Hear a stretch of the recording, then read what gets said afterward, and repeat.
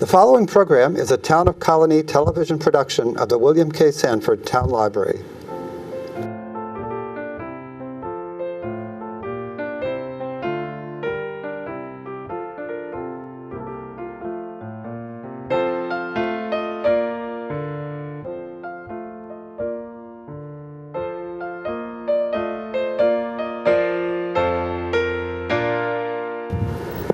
Welcome to An Open Door on the Arts.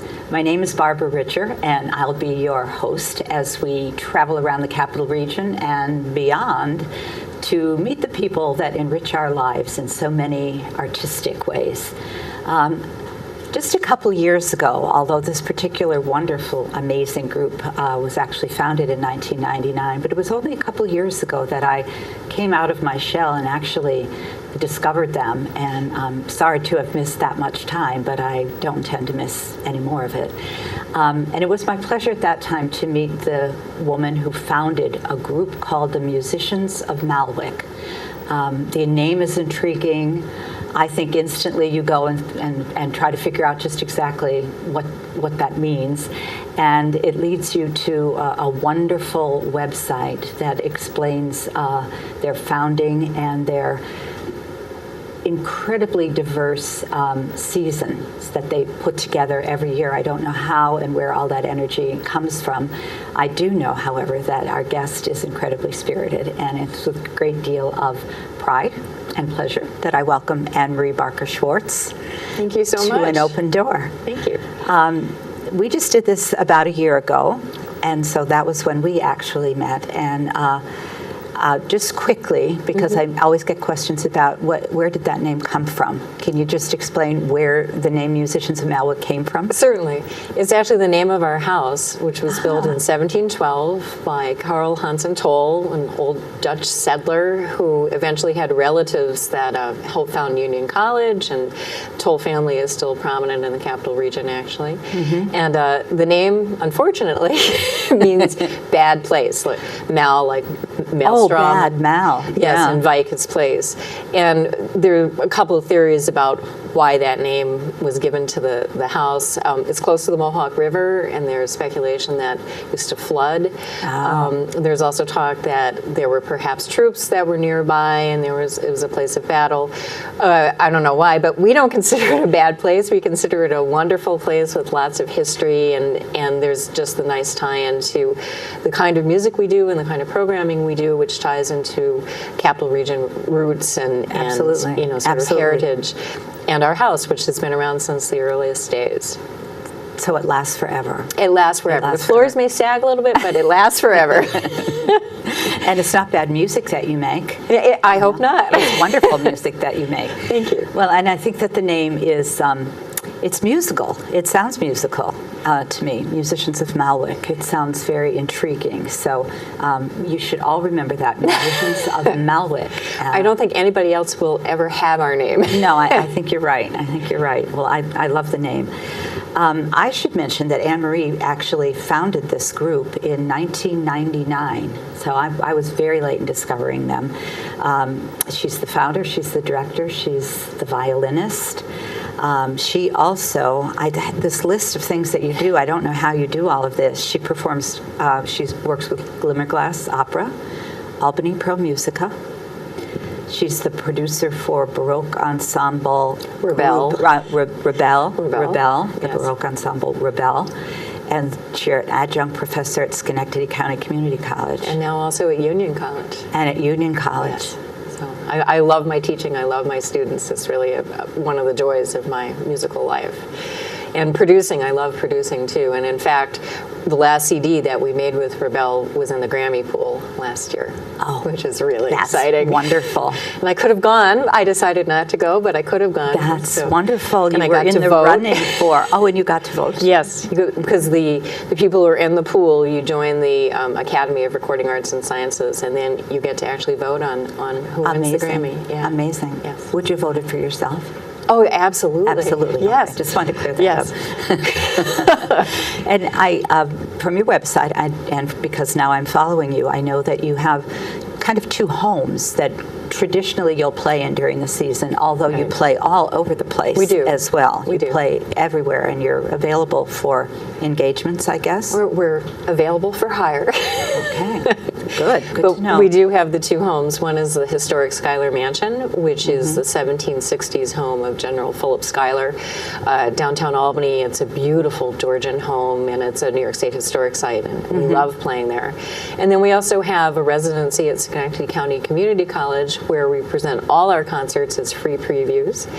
And then in addition, we're at First Reformed Church in the Stockade, so that's another historic location and a very, very nice hall. That's true. I'd forgotten to put on that list the Reformed Church, but that's true. You do play. They've been wonderful hosts Yes. to us and, Yes. and very generous.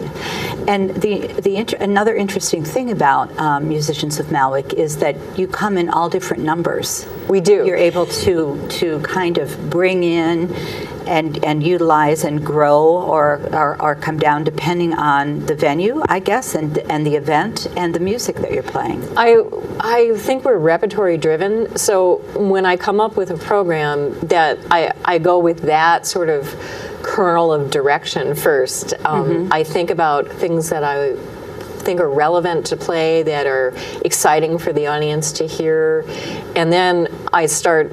That like sort of sets me up for the instrumentation. So, for example, we have a program in June that's using some woodwinds, which we don't often work with. But that informed the rest of the program. Once I picked that first piece, which is a ballet by Bohuslav Martinu, then everything else was determined around that. Say, all right, I need clarinet and I need bassoons. So, okay, what other pieces can we do that fit in that, wonderful. match sort of the spirit of this concert? And so that is often what helps me decide on my programming. And where do you find this well of wonderful musicians, to play at the level that you play at, which is amazingly high? Well, that's so nice of you to say.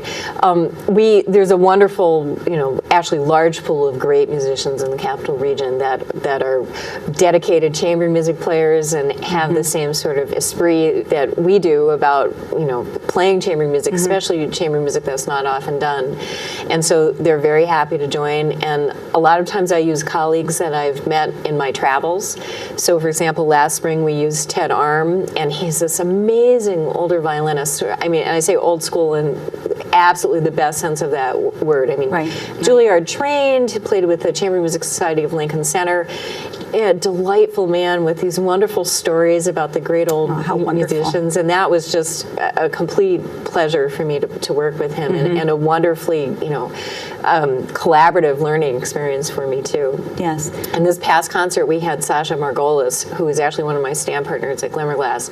Once again, one of these wonderful players, and just tremendous devotion to not only the quality of the music, but every time there's a slightly different, interpretation he takes, because he's responding to the moment and always trying to make it better. Yeah. So really just a delight. So really, with your being so involved in so many places, Glimmerglass and beyond and all over, it really sets you up to have the best awareness of where to find the best and most talented and eager and right, and it's players. a whole combination. You've expressed it very well. A whole combination of qualities I'm looking for. There are lots of really fine players, but if they don't come in with the same commitment and spirit of collaboration, where everybody has a valid idea, and let's try this and let's try that, and we're going to stay 10 minutes late. Great, because I wanted to work on this, and so there's just that real devotion to making the best possible musical situation.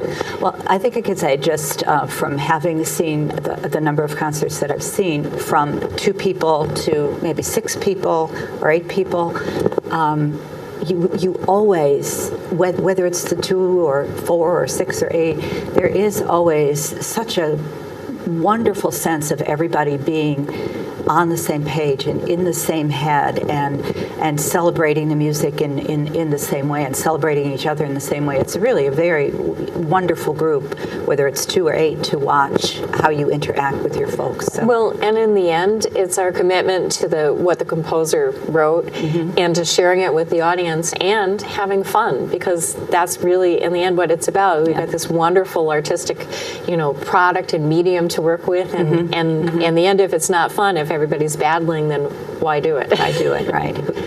And the audience knows that, I think. I think they get the sense that I if hope- it's a I group hope they that's do. working together and not working together. Well, I thought we'd spend some time talking about your season. Sure. I know that it's started, but I was thinking maybe we could start looking at the holiday season coming up. Absolutely, absolutely. We have a great concert we're doing at the Tenbrook Mansion, which is the 1797 home of General Abraham Tenbrook, which is located in the Arbor Hill section of Albany, and it's run by the Albany County Historical Association. It's not a state historic site; it's a city-owned venue. Historical place. Yes, Right. and it's a lovely, lovely. It is beautiful. house. I'm familiar with it. It's And beautiful. particularly for the holidays, they just kind of go all out, and it's beautifully decorated, and it's really festive to play in there.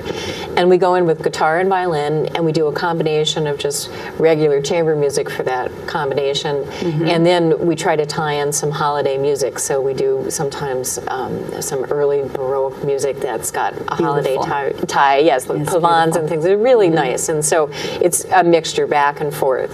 And I think people enjoy being in the setting, and then there's a little reception afterwards, and it's very intimate, and it's a lot of fun to be there. It is. You're right. The Tenbrook Mansion has such a wonderful ambiance, and they've done such a great job of I was going to say sustaining, but they actually had to bring it up to a certain level, and they're now sustaining. But for the holidays, it's so grand and so beautiful. It is. It really feels like you've taken a you step back in time. Exactly. Yeah, That's just it's what I was really going to fun. say. You walk in, and it's like, you're not yourself anymore. Right. So it is beautiful. And the guitar and violin is so beautiful together in that setting. It'll be wonderful. Well, they're wonderful, pieces throughout the ages, from the earliest Baroque, late Renaissance music, all the way to contemporary music. We did a lovely arrangement of Greensleeves last year that was really not the Greensleeves you think of today, but the really early, like 14th century Greensleeves, and it just ties in so beautifully to the setting for us. So if this would be a perfect family or date night kind of holiday happening, just to come into this intimate setting and then to have a reception afterwards. That's very nice. Yeah, oh yes, and they do a wonderful job with it. They're all home-baked goods and wines, and there's some candlelight, and it's really nice. Well, the mansion by candlelight is beautiful. It is. And It's that very music special. is awesome. And I understand the gift shop is also open. And the gift shop last year, I left laden with gifts. The things are beautiful in the gift shop. Yes, lots of Wonderful. homemade things again, and artisan things. It's very, very nice. So a perfect place for one part of the holidays. Absolutely. Yeah, with the musicians of Maalwyck at Tenbrook Mansion. And then we have our February concert, which is something I'm very excited about. We're collaborating. Stan Isaacson, who's our regular guitarist, is a friend and colleague of Joel Brown. And Joel Brown is the guitarist at Skidmore College, and he's an unusually well-rounded musician. He plays not only fantastic classical guitar, but he played with Chris Brubeck, and Nice. yeah, so he's got this sort of dichotomy of Yeah. styles, and so we're taking advantage of that and doing exactly the same in our program. So the first half will be traditional classical music, Vivaldi, and a piece by Defosa for two guitars and violin and cello, and then the second half we're going to jump into contemporary music, and maybe I should say popular music, and do some things. I don't want to completely give it away, but I think people will just have a blast, and we're very excited about working with him. And these won't be 18th, 17th, 18th, and 19th century Baroque jazz or anything. No. Okay. More like take the A train kind of Oh, stuff. wow. So, but he has these wonderful arrangements he's made. So I think it's going to be fun for What everybody. fun is that? And that will be where? Where is that going to That's be? at our other home, First Reformed Church in the Stockade. Okay. And so I think people will enjoy the setting very much. The setting is wonderful Yes. too. And that's called The Joy of Frets. The Joy of Frets. I love yes. that. That's great. And then we move into another big collaboration for you. Yes, in March, we have a special program that we're just in the process right now of announcing, which is a collaboration with Siena College and the Tenbrook Mansion, Albany County Historical Association. It's a celebration of the 200th anniversary of Elizabeth Cady Stanton's birth, and also the sort of gearing up of the suffragette movement. And so we're presenting a program, we're hoping, it's not fully confirmed yet, but hopefully at Chancellor's Hall, which will involve the Santa College Choir, which just won a big competition and was at the Eastman School of Music performing last week. And the choir director, Timothy Reno, has commissioned a piece about the suffragettes with text from the suffragettes, which will be accompanied by musicians of Maalwyck. And then I got permission from the Library of Congress, and we have a work by Marion Bauer, who was the first American female composer to be invited into ASCAP by Aaron Copland. And she lived at late 1800s all the way until I think about 1950. And we're doing a piece for soprano and string quartet, a series of movements. Beautiful. And it's only a manuscript. It's never even been published, and I just got the manuscript. How beautiful. So we're so excited about that. And so it's going to be a nice collaboration. The Tenbrook is going to be having some seminars leading up to the performance and some exhibits of suffragette materials, and the New York State Museum is also having a component of this. And so we're very excited. Wonderful. How wonderful. That's it's so interesting to me on a number of different levels. I think there's a movie coming out right now. It is. Meryl I think Streep it's coming out this weekend. Right, I think. it's coming out this weekend. Meryl Streep, I think, Yes, is it right? yeah. And suffragettes. And I thought, wow, how wonderful! This movie sounds so wonderful. And then to have this, you're doing this. It's a perfect time for bringing our daughters and our granddaughters. I hope that people will take advantage of this opportunity to come and celebrate the distance that women have come in this world and the pride with which we should comport ourselves in this world. Well, and I think for women of my age, we forget that our grandmothers couldn't vote for their whole lives, and so there's this huge, we take it for granted, but we shouldn't take it for granted. It's a relatively recent, privilege, and so I think it's very important to celebrate it. And for female composers, this acceptance is also relatively new. You're right. That's true. So there's a whole tie-in with the permission to be a professional in the arts And be a woman. And be a woman. Right. Yes. Right. So it's exciting. Clara Schumann, all the women that wrote and made beautiful music, but could never hope to be. Could never really hope to be professionals. Fanny Mendelssohn is a perfect one, who had to publish under her brother's name and was discouraged by her brother because women of class just didn't do it professionally. Right. And if you were doing music professionally, you were only probably an opera singer.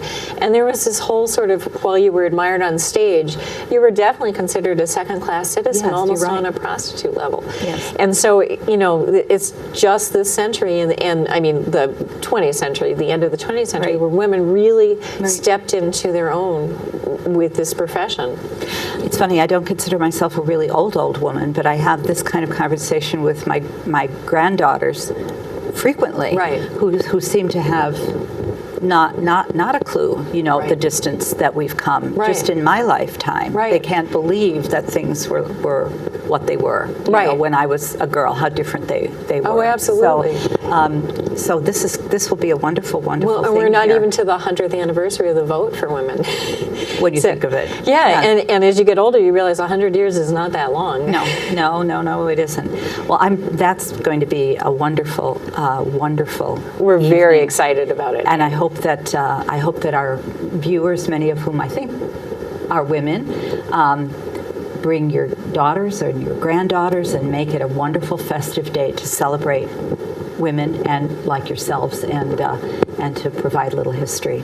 And for you men to take your wives and celebrate their history with them. So that's grand. We'll watch the website for information. Absolutely, right. And more things will happens. be. This has been an amazingly sort of synergistic concert idea for us, because it started just with Santa College and musicians of Maalwyck, and then it's just absolutely burgeoned since then. And everybody who hears about it, like the New York State League of Women Voters, contacted me on their own, and they said, we saw this in your brochure, and wow, how can we be involved? So I think it's going to continue to have, the best things happen when people listen to each other and then take that first step, I think. Exactly. And you've done that throughout your career. It's we're too short of time to talk about it all, but I think you have an ear and an eye and a heart towards that, and you build the most wonderful collaborations and pick up on that synergy, and we're really fortunate that you're in our area to make these special things happen. Thank you.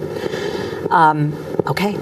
Okay, let's see. We're now up we're to April 22nd, maybe? April- well, actually, April 3rd, we'll mention. Okay, April 3rd is a collaboration with Albany Pro Musica, and I'm very, very excited about this. It's called A City of Immigrants, and it's sort of taking a centuries, with an S, long look at the contributions of immigrants throughout the founding of Albany all the way up to current times. And so it involves many different immigrant groups at many different stages of Albany's sort of development as a city and the capital city. And so there's everything from Shaker music and Polish music and German music and Spanish music, and this is wonderful, and it's switching back and forth between the choir alone, musicians of Maalwyck accompanying the choir, musicians of Maalwyck alone, also the Nakra Dance Company. And so it's all different combinations back and forth, and I think it's a very creative idea. Jose Daniel Flores Caraballo came up with this idea and invited us to be a part of it, and I'm thrilled about it. I think it's going to be a very unique, very special collaboration that is very unusual to this area. It's sort of like nothing we've ever seen, and I think it'll be a very, I'm rewarding event. very excited about it too, and let me tell our listeners that we will be doing a special interview with Jose Daniel and Anne-Marie coming up. We'll be airing it before this comes on, so you can get your tickets and hear from both of them the direction that it's going. It will be exciting. Okay, we're up to April 22nd. Okay, so in April we're back to the Schuyler Mansion, and this one is a combination of reading of poetry, German poetry, mainly Goethe, but a couple of other German poets from the same sort of late 1700s, early 1800s, paired with our music. And this is sort of harks back to the old Schubertiad idea, where it's not just music, but it's recitation as well. And in these Schubertiads, Schubert and other composers would get up and play their pieces they'd written over the last couple of weeks, and then poets would get up and recite their new poetry and get feedback. Now, while we don't have new poets reciting their poetry, this is very much in the spirit of those old Schubertiads. How wonderful. And I think people will really enjoy it, and we're sort of tying it into the theme of spring, so that a lot of the poetry will be associated with spring. And he has wonderful poetry. Wonderful poetry. And associated with spring. And it's also very musical, too. And I assume it'll be done in English. We're debating about that. We're thinking about doing it because poetry in its original language is so musical. And it's so, even though you can get beautiful translations, it's never quite as gorgeous as the original, vernacular. And so, but we would have translations. I was going to say, will there be translations? Yeah, or maybe we'll do it. I've got to sort of time it out. We could do it first in German and then in English, so people can hear it. So we'll see. That's a wonderful where we go idea. with that. But I'm very excited about that. It'll be that idea gets my vote. And then we have our dinner afterwards too. And who does those dinners? Oh, our wonderful, wonderful friend, Jim Rua at Cafe Capriccio. We've been doing this, I think this is our third or fourth year that we've had these dinners. And first of all, they always sell out. We have a private room. He makes a feast. It's a feast. It's not just a buffet. It's a feast. I mean, everything you can imagine, from glorious appetizers and salads and seafood dishes and main courses and amazing desserts. We have a blast because the musicians finally kind of get to, have a glass of wine and interact, and everybody has a good time. It's not communal sitting, but everybody sits together. And Perfect. It's very convivial. And that's at the Schuyler Mansion? The Schuyler Mansion is the concert, and then we move over to Cafe Capriccio, which is not very far at all. You move over to Cafe Capriccio for the meal. Yes. Okay. Yeah, so it's very, very nice. And that's actually April 24th. Oh, all right. Our preview at the community college is on the 22nd, and then the concerts are on the 24th at 3 and 5. We do our own reception in between the two. do, and then following the second concert, we go over to Cafe Capriccio. Wow, what a wonderful Yeah. do. It's That's really grand. fun. It's really That's nice. grand. I've not attended myself yet. Maybe this will be mine. There you but go. I've always heard wonderful things about it. So. We have a lot of fun. Yeah, that's perfect. June 3rd. Oh, June 3rd. I am so psyched about this concert. I've been wanting to do a piece by Bohuslav Martinu, who's a Czech late 1800s, early 1900s composer. It's called The Kitchen Review in English. And it's this silly story he had about a pot and a lid and salt and pepper and a dish rag and romance, and it's really cute. It was meant to be this ballet that was sort of a curtain raiser for a fuller performance. And I thought, okay, we can't really have a ballet in the church, but we could have puppets. And so they would tell the story so well. And I reached out to the Schenectady puppet people who immediately jumped on board. They were very excited about it. And in fact, when I sort of put out an appeal for it, I got literally dozens of responses from puppeteers all over the country. Literally all over the country. My gosh. Really famous ones, but I really liked, and not that they all weren't fantastic, but I wanted to work with someone local if I possibly could, and I really liked what I saw about the Schenectady puppet people. I think they do very clever, creative work, and they're very committed to what they do, and they have a true passion for their puppetry. So will they be actually creating the puppets? Yes. They'll actually be creating The puppets for this. specifically for this, and they'll be acting out the whole story of this ballet piece. And then I paired it because the piece alone is only about 22, 23 minutes long. So we're going to do Brandenburg 5 with it, which is something I've been wanting to do for a long time. And then we're doing this great Manuel de Falla harpsichord concerto, which was written for Wanda Landowski. And We'll so have a harpsichord there. Yes, and so it's all because it's already in the Brandenburg. Okay. And so the harpsichordist, who's also going to be the conductor, can then switch over to piano and the Martinu and conduct from the keyboard. So it's going to be a really, really fun performance with music from, the early 1700s all the way music, 1950s. How amazing. So How very amazing. excited. And that's going to be, because that's not going to be right here in Albany. That will be back at the Schenectady. First Reformed Church. That'll be back at the First Reformed Church. Right. Okay. And we have a wonderful, we perform up on the chancel there so that the puppets will be very visible and it will be, I think, fun for everybody. How stunning. Thank you. How stunning. Thanks. I'm really psyched about that. Well, that's one of the things that I find so exciting about the way your head seems to work and the things that end up happening is are these collaborations where you are able to discover so much talent that's right here at our fingertips waiting, and you can bring it together. You offer a forum to bring it together under one roof. I just think that's amazing. You have I think that's what terrific makes mind. thank you. The arts make it really special that way, that we have unique opportunities if you're just kind of open that way to doing collaborations that are more than the individual parts. And there's something, it takes on a life of its own kind of, and that's what's so particularly, I think, enjoyable for us in the group is to watch the interaction of the other art forms. We just did a Halloween macabre music program, and we had a student composer who was a senior in high school when he wrote the piece. He's now in college. But he did this fabulous job. He knew what our theme was. He wrote a funeral march. It was fantastic. He just did a great job. And then another kid this is from Schenectady High School, they have this wonderful drama program there. She was our actress. And not only did she recite Shakespeare and Poe and Lord Byron, but she also wrote her own narrative to link the pieces. It was absolutely brilliant. And the musicians were just completely transfixed by what she was doing. And it was so, I think, special for everybody because the whole atmosphere as we were performing was charged. Well, that's the synergy. Right, There's a synergy exactly. when you're playing off each other.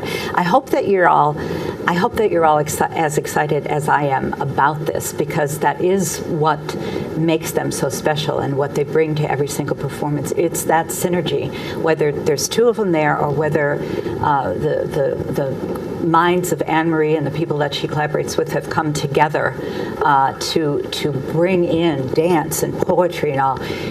It's a celebration. Every performance, everything all season is a very unique celebration.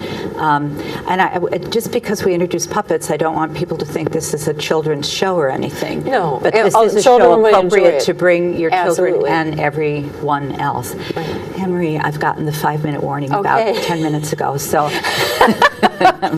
But it's a great conversation. So thank you so much for being with us today. Oh, it was And absolutely my pleasure. I always love talking with you. I hope I'll manage to get here and that we can get all of our audience to, every single one of them.